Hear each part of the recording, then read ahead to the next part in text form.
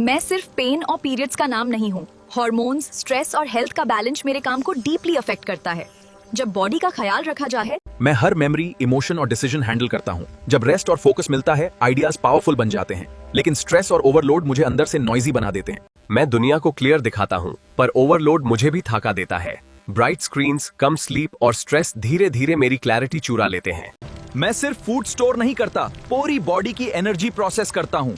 जब over eating, stress और junk food बढ़ जाते हैं, तब एसिडिटी है। मैं बॉडी का साइलेंट क्लीनर हूँ। रोज टॉक्सिन्स, ऑयली फूड और ओवरलोड प्रोसेस करता रहता हूँ। जब प्रेशर ज्यादा बढ़ता है, फैट मेरे अंदर क्वाइटली स्टोर होने लगता है।